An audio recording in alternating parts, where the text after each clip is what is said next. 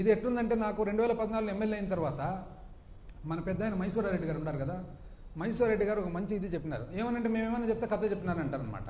ఇప్పుడు మేము ఏదన్నా చెప్పినప్పుడు ఒక సామాన్య మానవునికి, మామూలు మనిషికి సింపుల్గా అర్థమయ్యేదానికి చెప్తే, ఒక ఉదాహరణగా చెప్తే అది కథ అంటారు.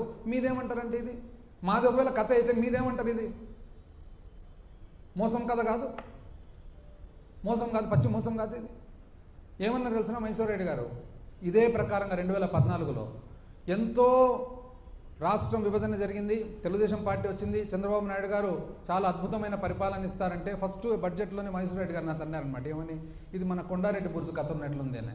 ఏమి అంకల్ అది కొండారెడ్డి బుర్జు కథ అంటే, ఒక పైల్వాన్ వచ్చి నేను కొండారెడ్డి బుర్జు, కర్నూలులో కొండారెడ్డి బుర్జు ఉంది, ఎవరన్నా కర్నూలు పోయింటే తెలుస్తుంది, ఎత్తుతాను అని అంటారంట. అంటే పక్కన కొంతమంది ఉండి ఎట్లెత్తుతాడయ్యా అంటే, ఏమైనా అంత కాన్ఫిడెంట్గా చెప్తున్నాడు కదా ఎత్తుదామని మనం సహకరిద్దాంలే అంటే, 1 సంవత్సరం పాటు బ్రహ్మాండమైన పోషణ, చికెను, మటను